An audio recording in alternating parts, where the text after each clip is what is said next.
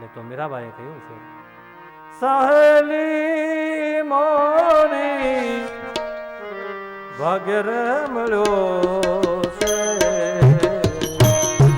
સાધુ રે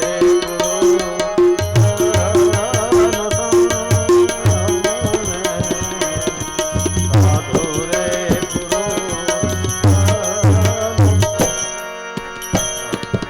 સહેલી મોરી ભાગે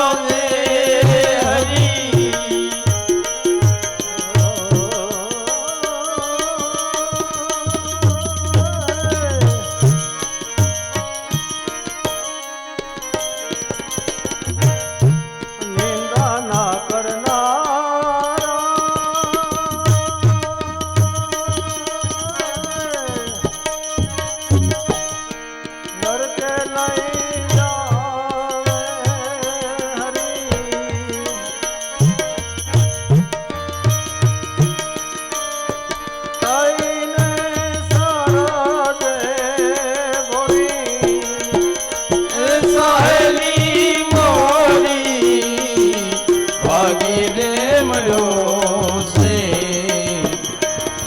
સાધુ રે પુરુષ નો સંગ મને, સાધુ રે પુરુષ નો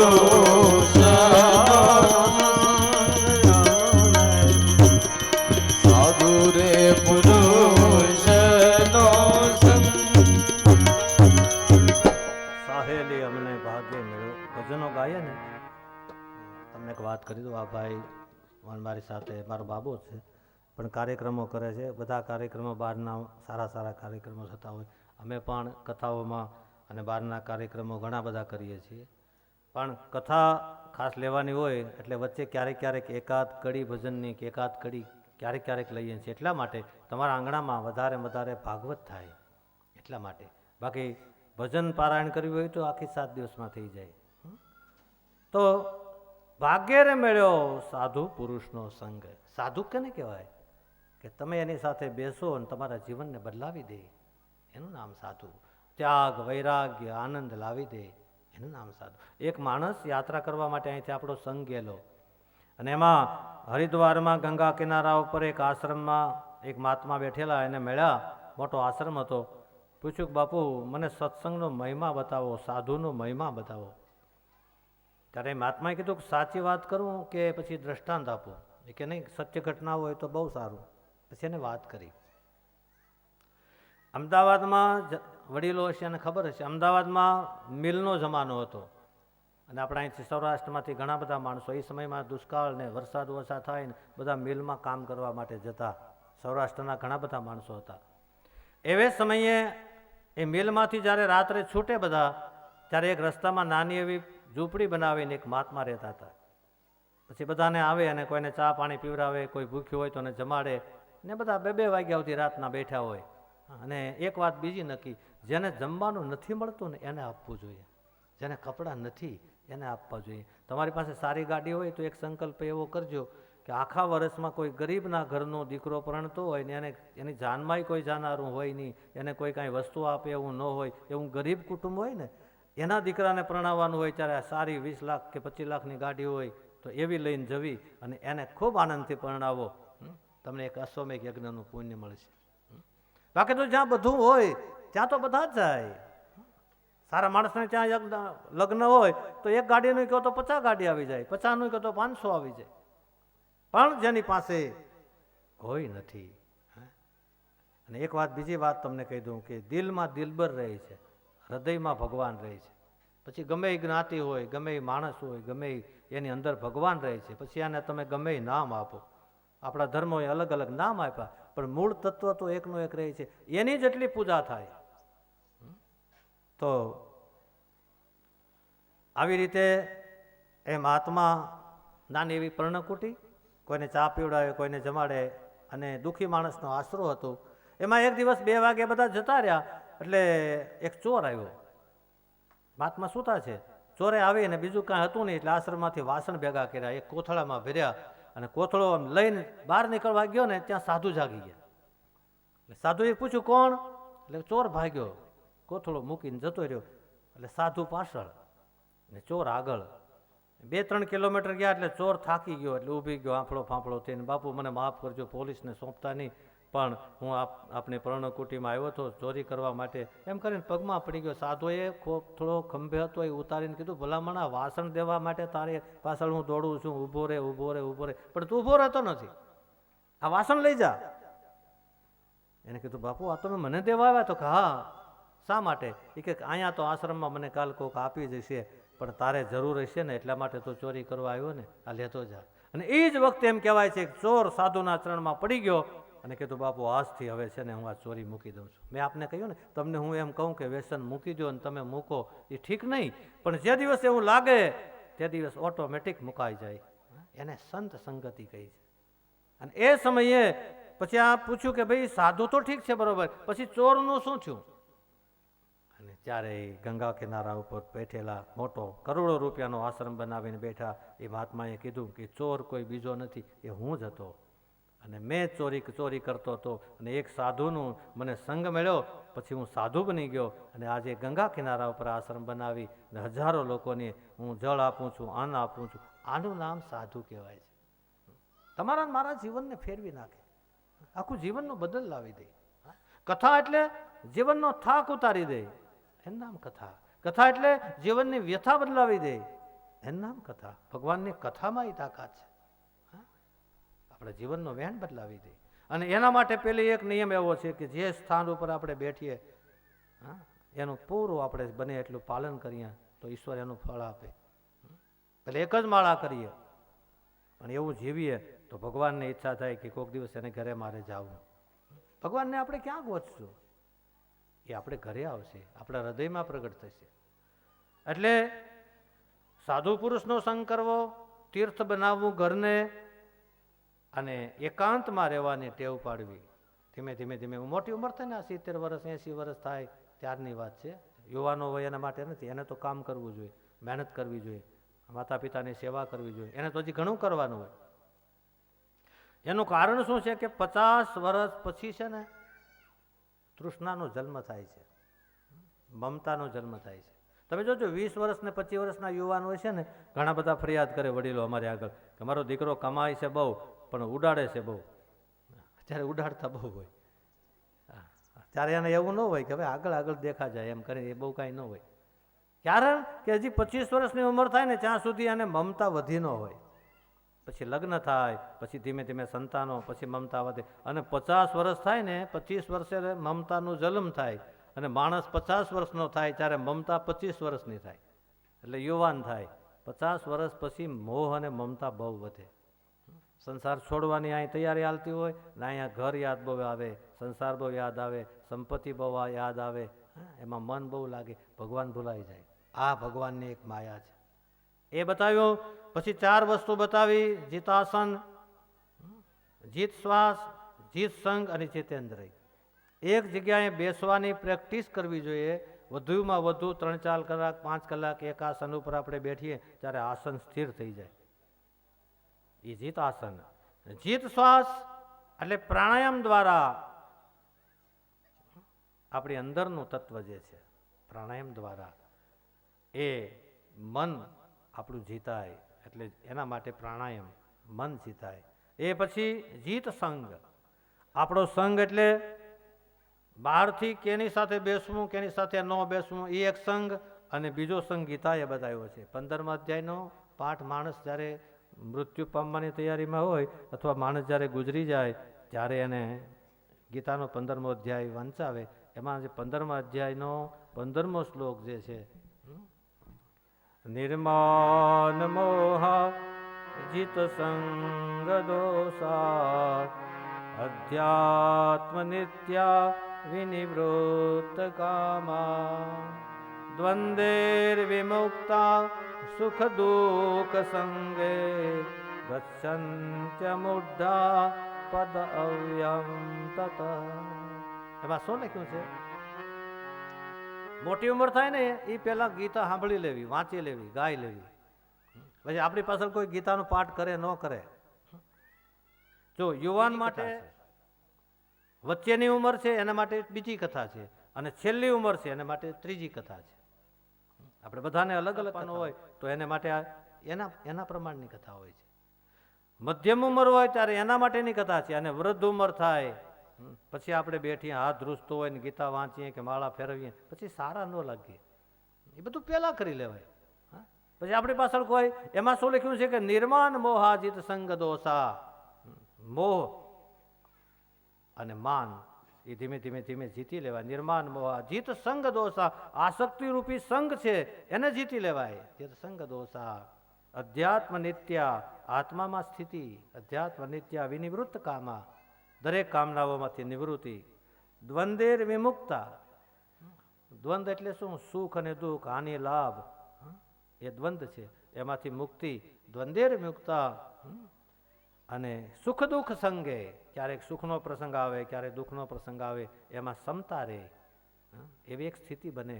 અને અધ્યાત્મ નિત્યાજીત સંગ દોષા ગસંત્ય અમૂઢા. અમૂઢા એટલે મૂઢ જીવ નહીં, તે પદ અવ્યમ તત. એ તત પદ છે, જે અવ્યમ પદ છે, એ પરમ તત્વને માણસ જીવતા જીવતા અનુભવી લે. એટલે પેલું શું કરવાનું છે? જીતાસન. એક આસન ઉપર બેસીને માણસ આસનને જીતવાની કોશિશ કરે. બીજું જીત શ્વાસ, પ્રાણાયામ દ્વારા શ્વાસને જીતે, ઓમકારનો જપ કરે. ત્રીજું જીત સંગ એટલે બહારનો સંગ, ઇન્દ્રિયોનો સંગ, એને જીતે. ચોથું જીતેન્દ્રિય, પછી એની આંખ, કાન, નાક બધી જ ઇન્દ્રિયો છે એ પોતાના કંટ્રોલમાં રહે. એવી રીતે જ્યારે થાય, આ કથા અત્યારની જે ચાલે છે ને એ 70, 80, 90 વર્ષના વ્યક્તિઓ એને માટે છે. કારણ કે છેલ્લો સમય હતો એ વખતે પરીક્ષિત મહારાજને કથા કહેવામાં આવી છે. પછી તો સ્થૂળ રૂપ ભગવાનનું ધ્યાન કરાવ્યું, સૂક્ષ્મ રૂપનું ધ્યાન કરાવ્યું, અને પછી એમને ખ્યાલ આવ્યો કે પોતાના પિતા એના પિતા બધા સભામાં બેઠા હતા એટલે સુખદેવજી મહારાજે મંગલાચરણ કર્યું છે. સીધે સીધી કથા શરૂ કરી દીધી. આપણે કથાનો નિયમ શું છે? મંગલાચરણ કરવું પડે પછી કથા શરૂ થાય. પણ પરીક્ષિત મહારાજને સામે જોયા પછી સુખદેવજી મહારાજે સીધી કથા શરૂ કરી હતી. ત્યાં જોયું તો એની અંદર એના પિતા વેદવ્યાસ બેઠા છે, એના દાદા પારાશર મુનિ બેઠા છે, ઋષિમુનિઓ બેઠા છે. અને આંખ ખુલી તો ખબર પડી. પછી એમણે એને વંદન કર્યા અને પોતાના રાધા ગુરુને વંદન કર્યા, વ્યાસ ભગવાનને વંદન કર્યા અને પછી મંગલાચરણ કરી અને સૃષ્ટિ સર્જનની કથા પૂછી. બહુ લાંબી કથા છે, હું તમને ટૂંકમાં કહીશ કે પરીક્ષિત મહારાજે પૂછ્યું કે આ સૃષ્ટિનું સર્જન કેમ થયું. આપણે બેઠા છીએ ને, વિજ્ઞાનની દ્રષ્ટિએ હવે તો નક્કી થયું કે 3 ભાગમાં પાણી છે ને 1 ભાગમાં પૃથ્વી છે. પાણીનું એક તપેલું ભર્યું હોય એની અંદર એક બરફનો અવડો ટુકડો નાખો તો અમુક ભાગ બહારો રહે ને બાકીનો ભાગ પાણીમાં રહે. એમ પૃથ્વીનો એક ભાગ જે બહાર છે એના ઉપર આપણે બધા બેઠા છીએ. એનું સર્જન કેમ થયું? કે ભગવાન એકલા હતા, નિરંજન નિરાકાર. ત્યારે એને એવું લાગ્યું ગમ્યું નહીં, એટલા માટે થઈને ભગવાને એકમાંથી અનેક થવાની ઈચ્છા થઈ અને વિચારથી સંકલ્પ. મારા યુવાનો માટે ખાસ કહેવાનું છે કે માણસ માત્રને એક વિચારથી સારું બની શકાય છે અને વિચારથી આપણે પતન પણ થાય છે. એટલે વિચાર સંકલ્પમાં એ શક્તિ છે કે તમે જેવો સંકલ્પ કરો ને એવું સર્જન થઈ જાય છે. તો આપણે કેવું સંકલ્પ કરવો એ વિચારી એટલે સતાર સાઈ લખ્યું છે ને,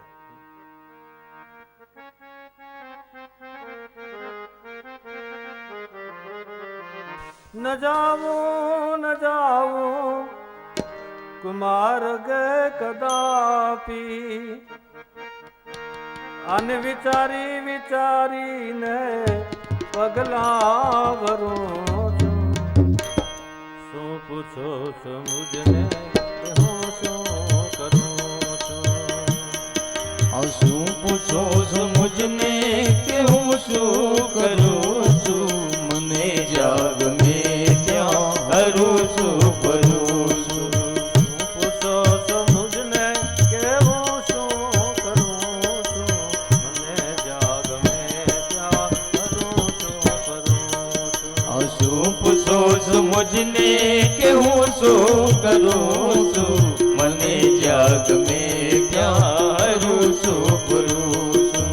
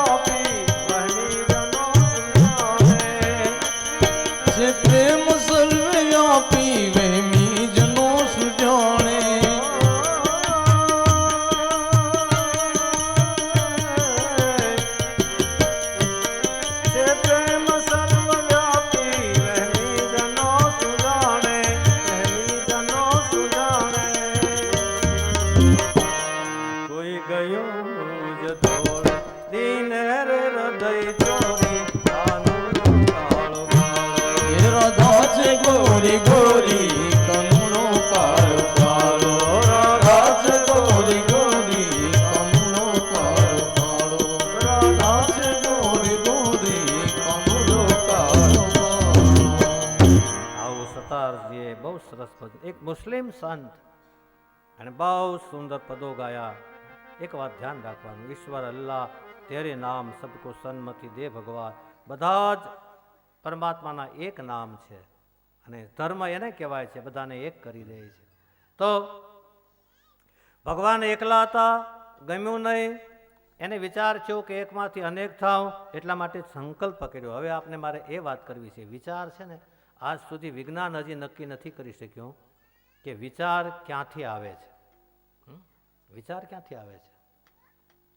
અને વિચાર ઉપર જો તમારી સંકલ્પ કરવાની શક્તિ બળવાન હોય તો તમે ધારો તે કરી શકો. આજે મનોવિજ્ઞાનના અને ફોરેનના ઘણા બધા લેખકો, એને તમે વાંચો, આપણો આધ્યાત્મિક જીવનના બધાને વાંચો, તો તમારો એક વિચાર તમારો. પણ એક વાત બહુ ધ્યાન રાખવાની, કોઈ દિવસ અભિમાન ન કરવો, અહંકાર ન કરવો. કારણ કે અમુક બાબત આપણા હાથમાં છે, અમુક બાબત અસ્તિત્વના હાથમાં છે. અસ્તિત્વ ચલાવી રહ્યું છે. જ્યાં સુધી આપણી બુદ્ધિ કામ કરે ત્યાં સુધી આપણા વિચાર કામ કરે, પણ જ્યારે અસ્તિત્વ કાંઈક ફેરવી નાખે છે ત્યારે આપણું ચાલતું નથી. એટલે એને શરણે લઈ અને વિચારીએ. તો ભગવાન એકલા હતા, પછી એને સંકલ્પ થયો અને સંકલ્પમાંથી સૃષ્ટિનું સર્જન થયું. એના માટે શક્તિ જોઈએ, એટલે 3 ગુણનો સહારો લીધો અને કાળ, કર્મ અને સ્વભાવથી રૂપાંતર થયું. તે મહત્તત્વ થયું અને મહત્તત્વમાંથી 3 પ્રકારના અહંકાર થયા. આવી રીતે 25 તત્વોની કથા કહી છે. બહુ લાંબી કથા છે. અને એમાંથી ભગવાન નારાયણનું પ્રાગટ્ય થયું અને નારાયણની નાભીમાંથી કમળ થયું અને કમળ ઉપર બ્રહ્મા બેઠા છે.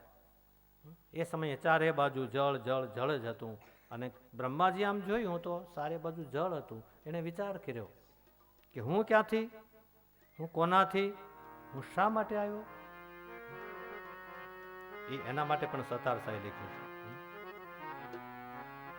હતો ક્યાં ને હવે આવ્યો ક્યાં, અહીંથી ક્યાં જવાનો છે. હતો ક્યાં ને તું આવ્યો ક્યાં, અહીંથી ક્યાં જવાનો છે.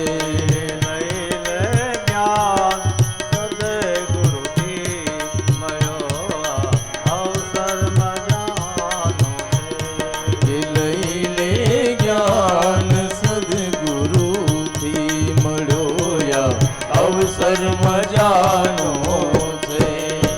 કળીનો દોર ચાલે જગતમાં, જામે નાસ્તિકતા અંધેરા કાળનો આરંભ હવેથી દુનિયામાં થવાનો છે. બધું ક્યાં ને તું આવ્યો ક્યાં, અહીંથી ક્યાં જવાનો છે. જ્ઞાન સદગુરુથી મળ્યો અવસર મજાનો કે લઈ લે જ્ઞાન સદગુરુથી મળ્યો અવસર મજાનો છે. અવસર મજાનો છે. આવી રીતે બ્રહ્મા કમળ ઉપર, ચારે બાજુ જળ. વિચાર છો કે હું ક્યાંથી, કોનાથી. એમાં પાણીમાંથી પરપોટા થાય ને ત્યારે અવાજ આવે, તપ તપ તપ એમ. એટલે એને લાગ્યું મને કોઈ તપ કરવાનું કહે છે. એટલે બ્રહ્માજીએ ઘણા વર્ષો સુધી તપ કર્યું. તપ કર્યું એટલે ભગવાન પ્રસન્ન થયા. ભગવાને પ્રસન્ન થઈને બ્રહ્માના હૃદયમાં કીધું કે મારી એવી ઈચ્છા છે કે સૃષ્ટિનું સર્જન કરો. આ સૃષ્ટિ આપણી કોણે બનાવી? બ્રહ્માએ બનાવી. તો બ્રહ્માએ એક પ્રશ્ન કર્યો કે પ્રભુ હું સૃષ્ટિ તો બનાવું પણ એમાં બંધાઈ જાઉં તો? જગતમાં રહેવું એ દોષ નથી, બંધાઈ જવું એ દોષ. એક ખેડૂત ગાય લઈને જતો હતો, એટલે ગાયને દોરડે બાંધી હતી અને ખેંચીને આમ લઈ જતા હતા પોતાની વાડિયાથી ઘરે. ગાય આવતી નહોતી. એવે સમયે એક સંત અને એના શિષ્યો બેઠા હતા. એટલે એણે કીધું કે જો ગુરુદેવ, આ ભાઈ છે ને એ ગાયને બાંધીને લઈ જાય છે. ત્યારે ગુરુએ કીધું કે નહીં, તારી ભૂલ છે. ગાયને બાંધીને નથી લઈ જતો, ગાયે એને બાંધ્યો છે. કે ના મહારાજ, એ ખોટી વાત છે, ગાયને બાંધીને લઈ જાય છે. એટલે એ સમયે મહાત્માએ ઊભા થઈ પોતાના પાસે ચાકુથી એ દોરીને કાપી નાખી. ગાય છૂટી થઈ, ગાય ભાગી. પછી પેલો ખેડૂત છે ને એ ગાયની પાછળ દોડ્યો. પછી કીધું જોયું તે કોને કોને બાંધ્યા હતા? ગાય ખેડૂતને નથી બાંધતી, પણ ખેડૂત ગાયને બાંધે છે. એમ સૃષ્ટિ છે ને આપણને નથી બાંધતી, આપણે સૃષ્ટિમાં બંધાઈ જઈએ છીએ. આપણે બંધાઈ જઈએ છીએ. તો હું બંધાવું નહીં, એના માટે શું કરવું? ખાસ ધ્યાનથી સાંભળજો, આ કથા બહુ સમજવા જેવી છે. એ વખતે ભગવાને ચતુર્શ્લોકી ભાગવત આપ્યું. 4 શ્લોક છે. આ 4 શ્લોકના પાઠ કરી લઈએ ને ખાલી ઘરે, તો આખું ભાગવતનું આપણને પુણ્ય મળે. વનની અંદર વિચરણ કરનારા આચાર્ય પણ, જે મેં તમને કાલે કે પરમ દિવસ વાત કરીએ છીએ, રાધેશ્યામ બાપુ છે, એણે મને વાત કરી હતી એકવાર મળ્યા ત્યારે, કે રોજ એ 12 ભાગવતનો પાઠ કરે. એટલે એમ કહેતા હતા મને કે મને દરરોજ માટે હું 12 કથા કરું છું. એક દિવસમાં 12 ભાગવત. એ 12 ભાગવત કઈ રીતે થાય? આ રીતે થાય. એના 4 શ્લોક છે, એ ભગવાને આદિનારાયણ અને બ્રહ્માજીને આપ્યા હતા. એનું આપણે પારાયણ કરીએ છીએ. તમે ખાલી એટલું સાંભળી લેશો ને તો આખી કથાનું ફળ મળી જશે. આવો એનો એક એક શ્લોકનું આપણે પારાયણ કરીએ. શ્રી ભગવાન વાચ અહમેવાસમેવાગ્રે નાન્યદ્યત સદસત્પરમ તસ્તચ્ચ યો વસિષ્યતે સોસ્મ્યહમ. ભગવાને શું કીધું બ્રહ્માને? અહમેવા. જ્યારે આ કાંઈ નહોતું ત્યારે હું એકલો હતો. જ્યારે આ પૃથ્વીના રૂપમાં દેખાય છે એ રૂપમાં પણ હું જ છું. તમે કથા કરીએ ને એટલે તમે માણસ બેઠા છો, તમને કથા સંભળાવીએ છીએ એમ નહીં. તમારી અંદર પરમાત્મા બેઠા છે, અને એને અહીંથી ભાવ પુષ્પરૂપી શબ્દોના પુષ્પો દ્વારા અંદર બેઠેલા ભગવાનની પૂજા કરીએ છીએ. તમે આ ભાગવતને દૂરથી નમસ્કાર કરો, અમને પણ વંદન કરો, એ શું કામ? ભગવાન માનીને કરો છો. એમ અમારે પણ તમને ભગવાન માનીને કથા સંભળાવવાની હોય. તમારી અંદર એક પરમાત્મા બેઠા છે, આત્મા છે. ત્યારે આ ભાવ થઈ જાય. ભગવાને કીધું કે સૃષ્ટિના રૂપમાં પણ હું જ છું. સૃષ્ટિ નથી ત્યારે પણ હું જ હતો, અને સૃષ્ટિ જ્યારે નહીં હોય ત્યારે પણ હું જઈશ. બીજા શ્લોકમાં શું કીધું? ઋતેર્થમ યત પ્રત્યેત ન પ્રત્યેત ચાત્મની તદ્વિદ્યા અદાત્મનો માયા યથા ભાસો યથા તમઃ. જે મારી માયા છે એને કારણે આ સૃષ્ટિમાં જે છે એ દેખાતું નથી, જે નથી એ દેખાય છે.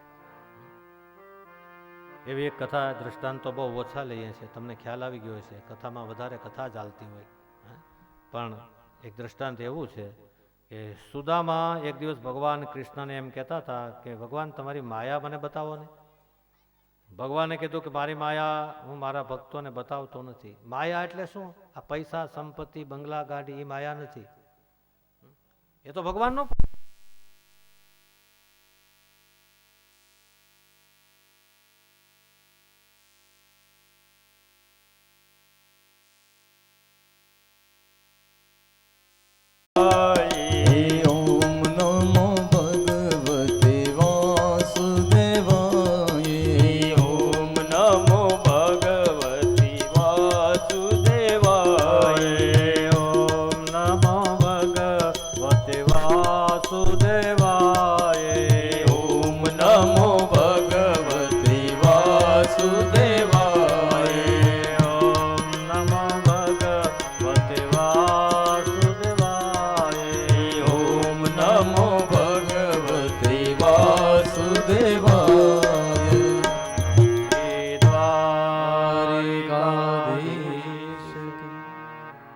સુદામાએ એક વખત ભગવાનને કહ્યું તમારી માયા મને બતાવો. ભગવાને કીધું કે એવો સમય આવશે ને ત્યારે હું બતાવીશ. એમાં એક દિવસ એવી કથા છે કે સુદામા ભગવાન કૃષ્ણ સ્નાન કરવા માટે નદીમાં ગયા. જમવાની વાર હતી એટલે સુદામા અને ભગવાન કૃષ્ણ નદીમાં સ્નાન કરે છે. બાળપણની ટેવ એટલે ઘડીક વાર સુદામા ડૂબકી મારે તો ભગવાન કૃષ્ણ ગોતવા જાય, ઘડીક વાર વળી ભગવાન કૃષ્ણ ડૂબકી મારે તો સુદામા ગોતવા જાય. એવે સમયે એક વખત સુદામાએ ડૂબકી મારી અને ભગવાને માયા કરી. સુદામાએ ડૂબકી મારી તો સામે કિનારે નીકળ્યા. સામે કિનારે નીકળ્યા તો સામેથી આમ વાસ્તે ગાસ્તે બધા શેરી વળાવીને સજ કરું ઘરે આવો ને આપણે કેવું સરસ ગાતા હોય. શેરી વળાવી સજ કરું ઘરે આવો ને ભાઈ શેરી વળાવી સજ કરું ઘરે આવો રે ભાઈ શેરી વળાવી સજ કરું ને ઘરે આવો ને ભાઈ શેરી વળાવી સજ કરું ઘરે આવો ને મારી શેરીએ પધરાવ ફૂલ વાલમાં ઘરે આવો ને મારી શેરીએ પધરાવ ફૂલ પાલમ ઘરે આવો ને ભાઈ શેરી વળાવી સજ કરું ઘરે આવો ને હે ભાઈ શેરી વળાવી સજ કરો ઘરે આવો ને ગાય ઉતારા દેશું ઓરડા ઘરે આવો હે કાય ઉતારા દેશું ઓરડા ઘરે આવો ને દેશું મેળી નામ વાલમ ઘરે આવો ને એને દેશું મેડી ના મોલ વાલા ઘરે આવો ને ભાઈ શેરી વળાવી સજ કરું ઘરે આવો ને હે ભાઈ શેરી વળાવી સજ કરો ઘરે આવો ને દેશું મેળી નામ વાલમ ઘરે આવો ને એને દેશું મેડી ના મોલ વાલા ઘરે આવો ને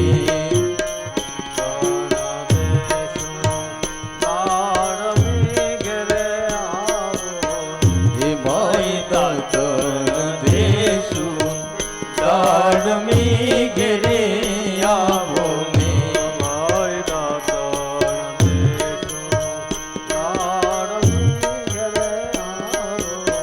હે ભાઈ દાતન દેશું દાડમી ઘરે આવો ને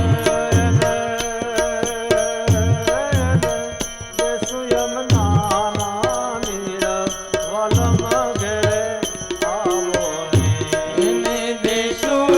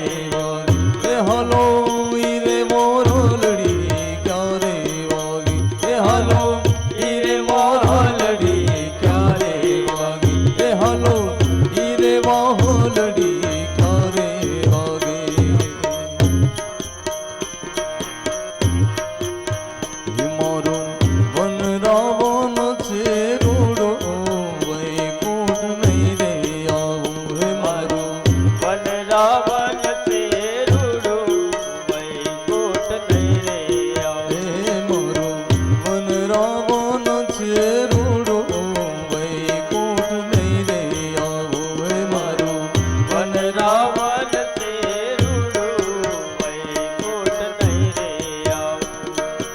એ નહીં આવું નંદજીના લાલ રે વૈકુંઠ નહીં રે આવો.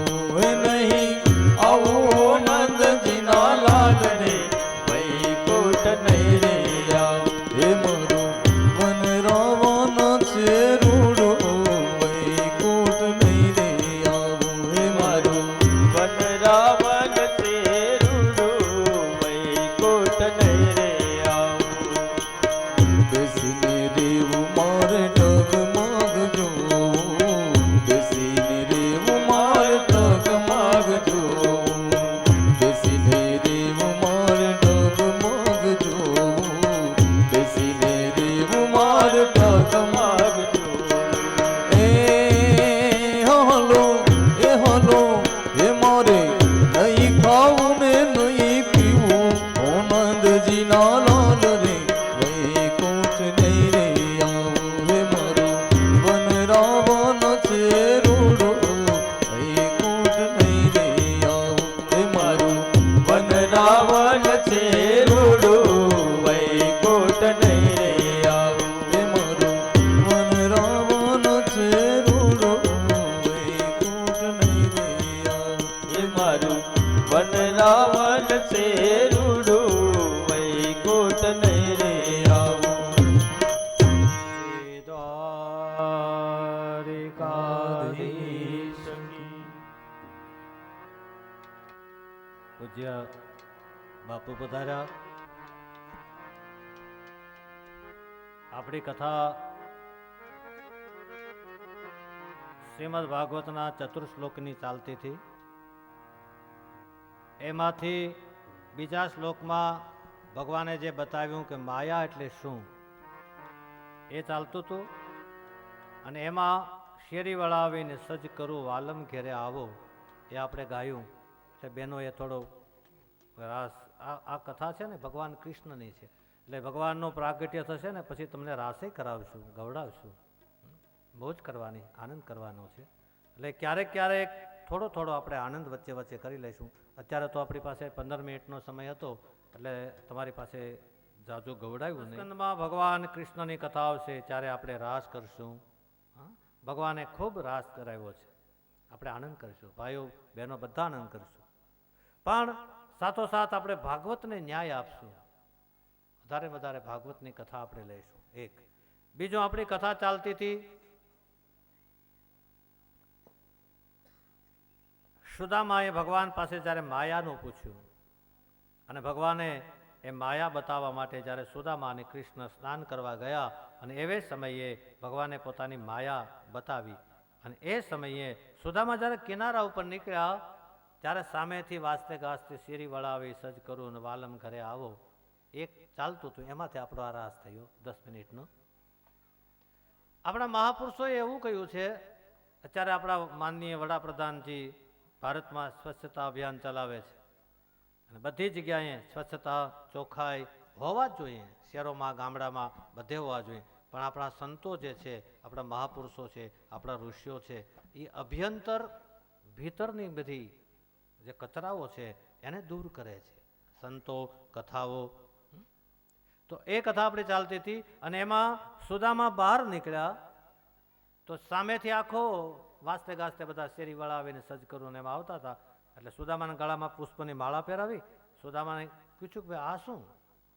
એ કે અમારા આ દેશના જે આ ગામના રાજા હતા એ ગુજરી ગયા ને એણે એમ કીધું હતું કે આ દિવસે પહેલા સવારમાં તમે વાસ્તે ગાસ્તે જજો અને એમાં સામે જે મળે એ વ્યક્તિઓને તમે લઈ આવજો, એને પુષ્પની માળાથી સ્વાગત કરજો, પછી આ રાજ્ય મારું સોંપજો અને મારી એકની એક દીકરી છે એની સાથે એના લગ્ન કરાવજો. સુદામા કે આ બધું ઓચિંતાનું કેમ થઈ ગયું? સુદામાને લઈ ગયા ને એમાં પછી તો રાજ મળ્યું, રાજકન્યા સાથે લગ્ન થયા, વૈભવ મળ્યો, સુખ મળ્યો, સમૃદ્ધિ મળી અને દિવસો કેમ પસાર થઈ ગયા ને ખબર ન પડી. તો જો આ કથા છે ને એ 7 દિવસ કેમ પસાર થઈ જશે ને 2 દિવસ તો આજે વયા ગયા, ખબર નહીં પડે તમને 7 દિવસ કેમ વહી જશે. એમ જિંદગી પણ કેમ વહી જાય ને ખબર નહીં પડે. એટલે સુદામાને ઘણા વર્ષ થઈ ગયા, એમાં 2-5 સંતાનો છે, સરસ રીતે રાજ ચલાવે છે. એમાં એમના પત્નીનું મૃત્યુ થયું. સુદામાને બહુ અફસોસ થયો, બહુ રડ્યા. પછી તો મૃત્યુ થાય એટલે શમશાન યાત્રા નીકળી. શમશાન યાત્રામાં સુદામાના પત્નીને લઈને બધા શમશાનમાં આવ્યા. એવે સમયે અગ્નિ સંસ્કાર થયો અને ભડ ભડ ભડ કરતા આમ અગ્નિ બળવા લાગી. સુદામાના પત્નીનું શરીર ધીમે ધીમે ધીમે ધીમે ધીમે પંચભૂતમાં વિલીન થવા લાગ્યું. પછી ગામના જે આગેવાનો હતા ને એણે કહ્યું સુદામાને કે હવે એક કામ કરો, શું હવે તમે તૈયાર થઈ જાઓ, તમારે આ અગ્નિમાં બેસી જવાનું છે. સુદામા કે મારે શા માટે? એ કે તમારે એટલા માટે કે અમારા દેશમાં એવો રિવાજ છે કે પત્ની ગુજરી જાય તો એના પતિએ અગ્નિ સંસ્કારમાં સાથે બળવાનો હોય. સુદામાએ કીધું કે અમારા દેશમાં તો એવો રિવાજ છે કે બહેનો સતી થાય, કોઈ ભાઈ સતી થાય એની પાછળ બેડા હોય એવો દાખલો નથી. એવો કોઈ ઘટના આપણા દેશમાં નથી. પણ પુરુષની પાછળ સ્ત્રીએ પોતાનું બલિદાન આપ્યું હોય એવી ઘણી કથાઓ છે. પણ આવી લોકો માન્યા નહીં. આ તો સ્વપ્નની વાત છે, માયાની વાત છે. અને એ સમયે સુદામાને પકડી બધા લઈ ગયા અગ્નિની પાસે. હાથ પકડ્યા છે અને સુદામાને કે અગ્નિમાં ફેંકવા ગયા. એમાં સુદામા હાથ છોડાવવા લાગ્યા. એટલે એમ કરતા કરતા સુદામા પાણીમાંથી બહાર આવ્યા. પાણીમાંથી બહાર આવ્યા એટલે ભગવાન કૃષ્ણ તો હજી પીતાંબર પહેરતા હતા અને સુદામાને શ્વાસ ચડી ગયેલો. એ બહાર આવીને ભગવાનના ચરણમાં પડી ગયા અને કીધું પ્રભુ આ શું થયું? કે શું થયું, કેમ વાર લાગી? એ કે મહારાજ કેટલો સમય થયો? એ કે 2 મિનિટ થઈ હશે, હજી હું બહાર આવીને જોની પીતાંબર પહેરું છું, તમે 2 મિનિટ ડૂબકીમાં. એ કે 2 મિનિટ નહીં, મારે તો 65-70 વર્ષ વીતી ગયા. રાજ મળ્યું, પત્ની મળ્યા, સંતાન મળ્યા, ને એની સાથે હું રહેતો હતો ને એમાં તો મારા પત્નીનું મૃત્યુ થયું. હું ખૂબ રડ્યો અને બધા મને અગ્નિમાં બાળી દેતા હતા, માંડ માંડ બચીને આવ્યો. ભગવાને કીધું આ જ મારી માયા છે, આ સપના જેવી માયા છે. ભગવાને એને માયા બતાવી. એટલે બીજા મંત્રની અંદર ભગવાને શું કીધું કે આ મારી માયા છે, જેને કારણે સત્યને ઢાંકી દે છે, પરમાત્માને ઢાંકી દે છે, અને અસત્ય એટલે જે નથી એને પ્રગટ કરે છે. બાકી સર્વત્ર અને સર્વદા બ્રહ્મ પરમાત્મા સિવાય કાંઈ નથી. ત્રીજા શ્લોકમાં શું કહ્યું? યથા મહાંતિ ભૂતાની ભૂતેષુ ચાવચેષ્વનો પ્રવિષ્ટાન્ય પ્રવિષ્ટાની તથા તેષુ ન તેષ્વઃ. ત્રીજા શ્લોકમાં ભગવાને કહ્યું કે હે બ્રહ્મા, જેવી રીતે ઘડાની અંદર આકાશ રહે છે પણ ઘડો ફૂટી જાય પછી આકાશમાં વિલીન થઈ જાય છે, એવી રીતે હું બધામાં આત્માના સ્વરૂપે રહું છું પણ કોઈની સાથે રહેતો નથી. અસંગ શસ્ત્રેન દ્રઢેન ચિત્વા. બધાની અંદર પરમ તત્વ એટલે પરમાત્મા આત્મા રૂપે વસે જ છે પણ છતાં એમાં રહેતો નથી. એ બતાવ્યું ત્રીજા શ્લોકમાં. ને ચોથા શ્લોકમાં એ બતાવ્યું એતાવદેવ જિજ્ઞાસ્યમ તત્વ જિજ્ઞાસુનાત્મનમ અન્વયે વ્યતિરેકાભ્યામ યસ્યાત સર્વત્ર સર્વદા. અન્વય અને વ્યતિરેકથી એટલું જ જાણવાનું કે સર્વત્ર અને સર્વદા પરમાત્મા છે. આ 4 શ્લોક એટલે ચતુર્શ્લોકી ભાગવત કોને આપ્યા? બ્રહ્માજીને આપ્યા. અને બ્રહ્માજીએ એ 4 શ્લોકમાંથી જ એ ઉપદેશ બ્રહ્માને આપ્યો. એ જ ઉપદેશ બ્રહ્માજીએ પોતાના પુત્ર નારદજીને આપ્યો. એ જ 4 શ્લોક નારદજીએ વ્યાસ ભગવાનને આપ્યા. એ 4 શ્લોકમાંથી વ્યાસ ભગવાને 18,000 શ્લોકની સંહિતા બનાવી, પોતાના પુત્ર સુખદેવજીને ભણાવ્યા. અને એ સુખદેવજી મહારાજ અહીંયા પરીક્ષિત મહારાજને એ કથા સંભળાવી રહ્યા છે. આ દ્વિતીય સ્કંદના બહુ મહત્વનું જ્ઞાન પ્રકરણ મેં તમારી આગળ બહુ ટૂંકમાં કહ્યું. એટલે ભાગવતના 10 લક્ષણો છે. દરેક પુરાણોના 5 લક્ષણો હોય, ભાગવતના 10 લક્ષણ છે. સર્ગ, વિસર્ગ, સ્થાન, પોષણ, ઈશાનું કથા, નિરોધ, મુક્તિ અને આશ્રય. પ્રથમ સ્કંદ જે છે એ અધિકાર લીલા. જ્યારે શિષ્યનો અધિકારત્વ પ્રાપ્ત થાય ત્યારે સદગુરુ એને જ્ઞાન આપે, એનું જ્ઞાન મળે. એટલે તો ગંગા સતી પાનભાઈ ના વાણીઓમાં ઘણી જગ્યાએ કહ્યું છે ને સદગુરુ શબ્દના થાવ અધિકારી વળી વચનનો મહિમા કયો.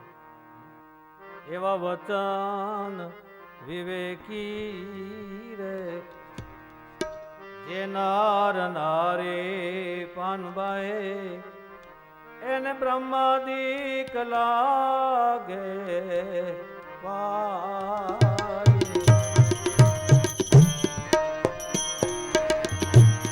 વચન વિવેકી જેનને નારી પાનબાઈ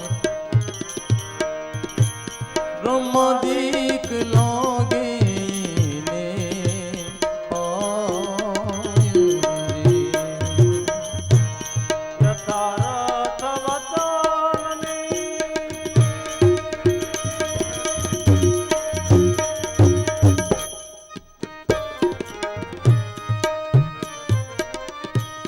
શાન જેણે જાણીને યથાર્થ વચનની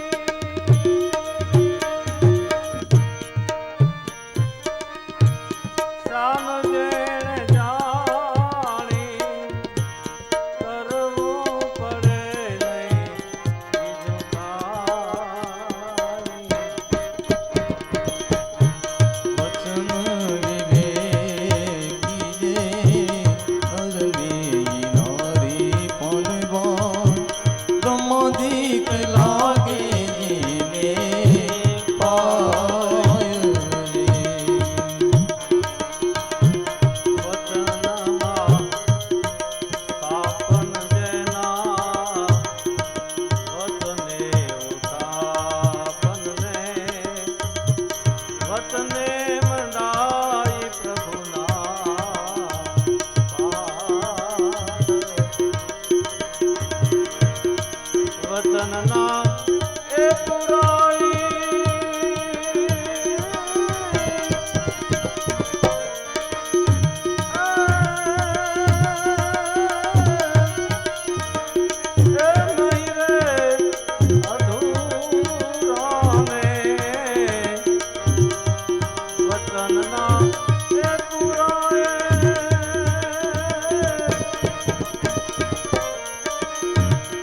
નહીં રે અધૂરા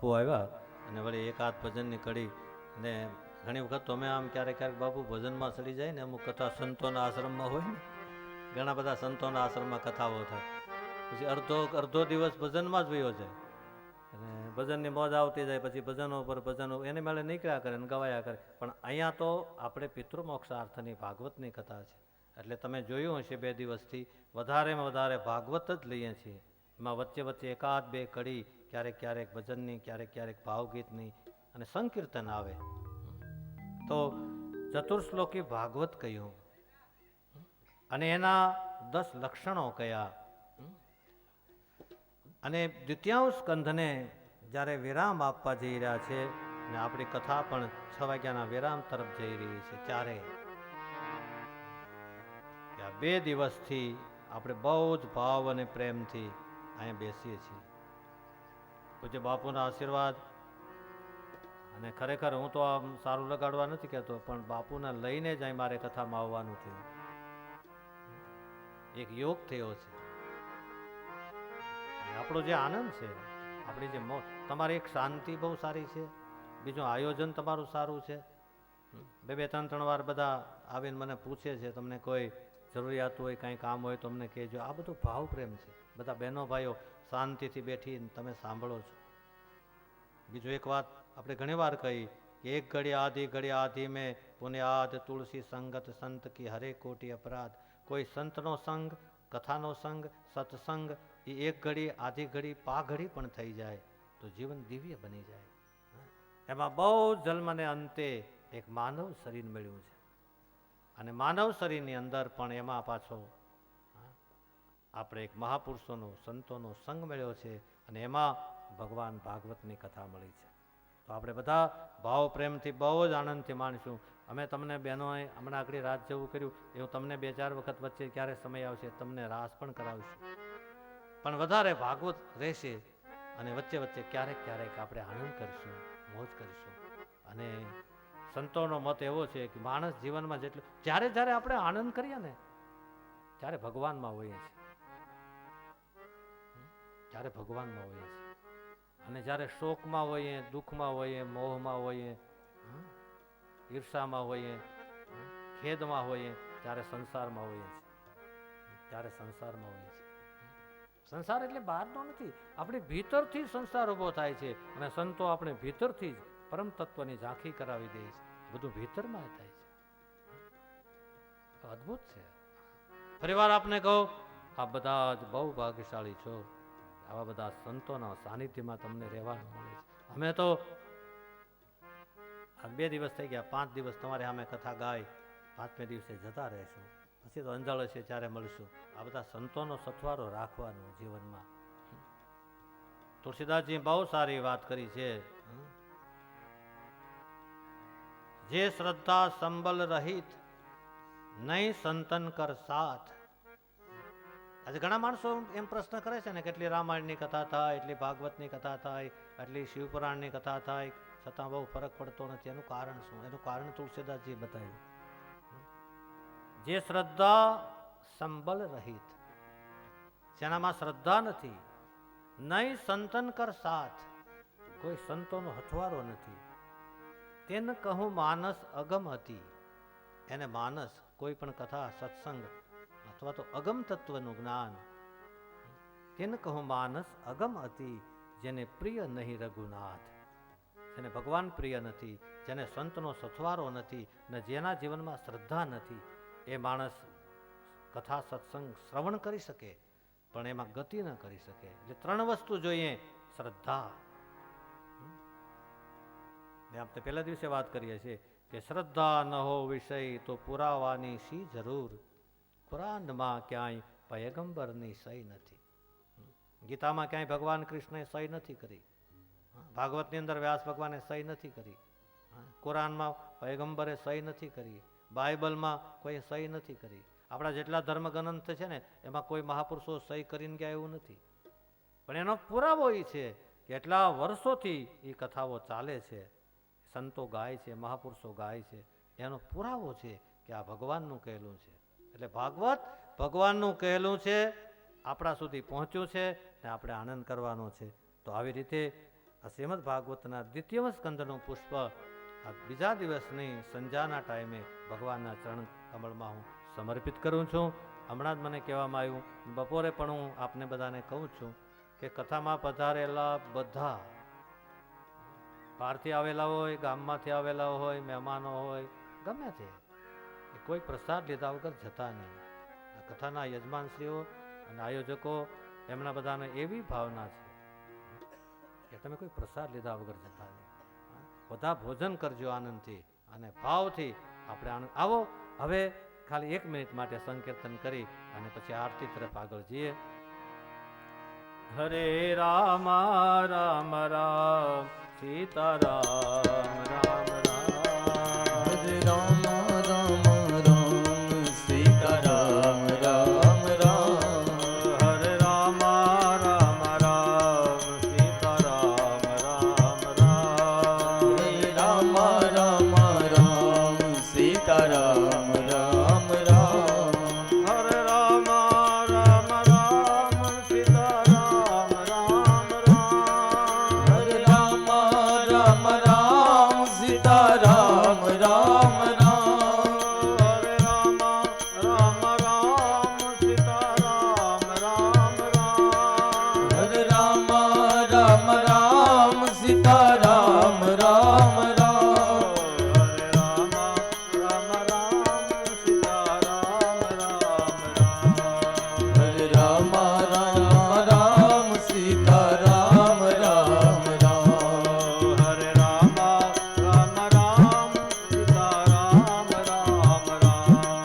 હરે રામ રામ રામ સીતારામ